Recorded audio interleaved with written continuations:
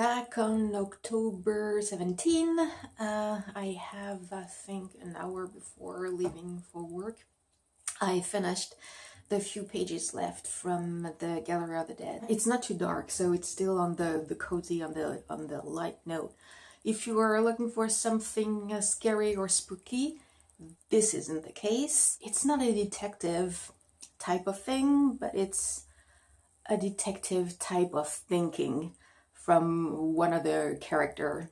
And so yeah, the story, a famous TV show celebrity who just put together a small team, a scientist and camera crew, sound crew, whatever else, to investigate eventually some paranormal ghost activity into different private house mansions in the area of, not necessarily in Florida, they are coming from tropical breeze. They are starting with one possible story of a haunted house. And the scientist is very thorough with the investigation to be sure that it might be really haunted. The day that they are preparing for the shooting, around midnight, something happened, something big, and it kind of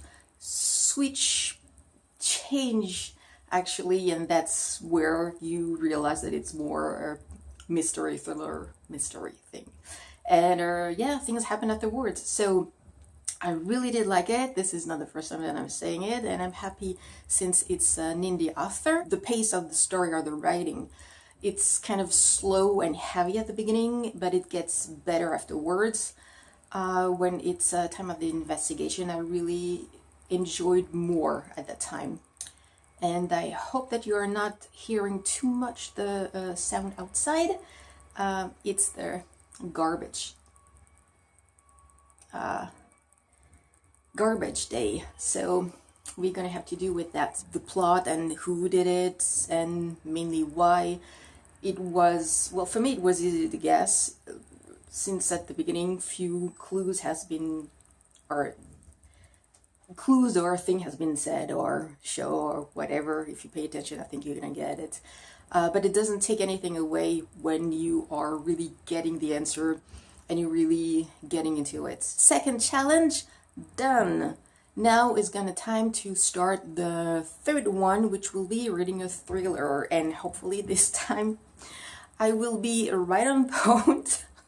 Since the two previous books, they are not into the scary or witchy or anything at all, so I'm gonna get it. So it will be Telling Lies by L.A. Dobbs, which is another indie author. Yes, I decided to put more indie authors into the reading marathon, and especially into this month's reading. I'm gonna start before leaving for work, and I'm gonna read as much as I can. Just a quick look at one of the next book haul that will come probably in next November. I have another book haul before. So this is mainly book outlets and a few bits and pieces from Amazon. And yeah, I have various things here, and I can't wait to do the video and post it so I can start to read some exciting stuff. I'm about to head out. I have something important to do outside, obviously. Well, not obviously, but obviously for me. It is freezing cold outside. Well, maybe in some other parts of Canada it's way worse, so sorry. But I am a summer person, so despite this, I read last night. I keep reading, where actually I started yesterday. The Telling Lies from L.A. Dobbs. And this is a thriller this time, so this time I really get the challenge. And I am 81 or 82% into the story, so let's just say that I will finish it today, definitely. And since I have some commute to go wherever I have to go now, I might be lucky and finish the 20, less than 20%. I'm not gonna have super huge time at home. I have to get out again tonight, a few hours for the anxiety phobia support group that I started to go to help me with what's going on right now with my brain. And probably when I will be back, I will keep reading. So hopefully I can start with the fourth challenge, which will be what a book not set in the same time period, so in the past or in the future. And I chose, what was that? The Dark Between by Sonia Gensler.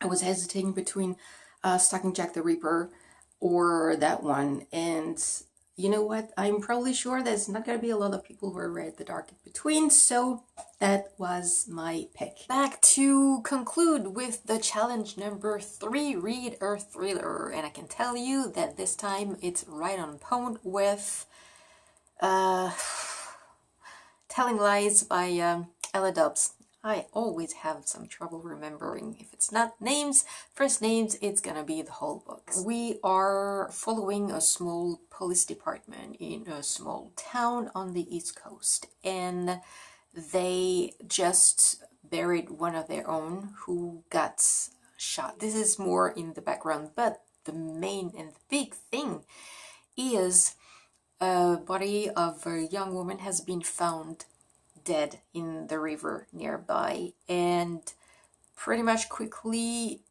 the suspicion of dying by accident, because she was apparently supposed to swim in the river in the middle of the night, has been pushed aside, and the theory very much certainly of the murder of that young woman is the main story. She is camping with few other colleagues and friends.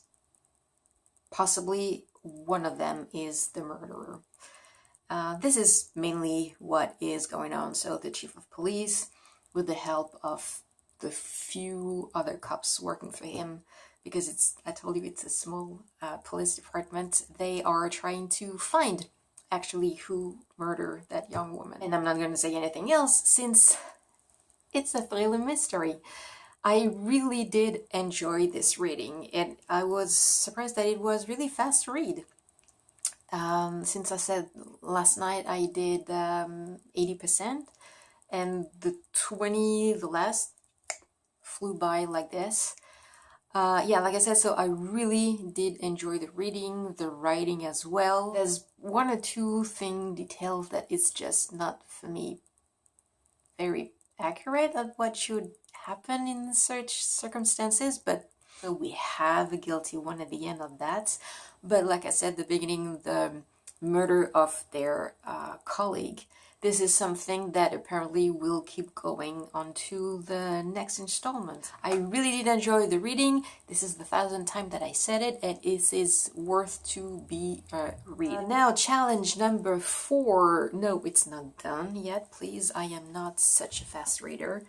It's gonna be The Dark Between by Sonia Gensler, and it will be read a book set in a different time period, past or future. And I started the first few pages, and I can tell you that it will be, I think, in London again. Everything pretty much in the past happened in London that people are writing. 1901, so this is definitely in the past. According to the cover, I think that it's gonna be spooky this time. I hope so, because everything else hasn't really been spooky. But this is, it happens. Sometimes you think that it will be even a tiny bit, and we are far from it. Right, it's late. I'm ready to go to bed. I'm gonna do a quick checkout on the reading. I started The Dark Between by Sonia Gensler. I only 70 pages into it, so not far. I obviously, as expected, didn't have much time to read. It's apparently following 3 different characters, but they are turning being under the same roof, and all of them have 3 different lives, 3 different goals. They are all estranged to one another, and they are not necessarily bonding or willing to bond to one another. They seem to be young. I don't know exactly the age. I think one is 18, definitely. It's 1 boy and 2 girls. So, like I said, the story sets in London. I really can't say more. It's interesting. It reads nicely. It's still placing the pieces of the story.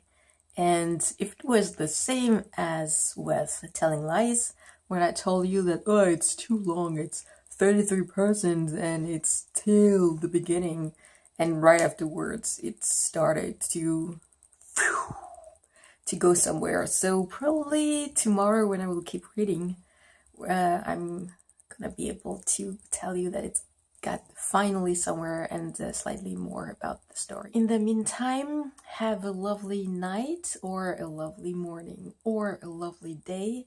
Wherever you are in the planet, have some good readings, some good spooky, scary one, and see you with the next follow-up.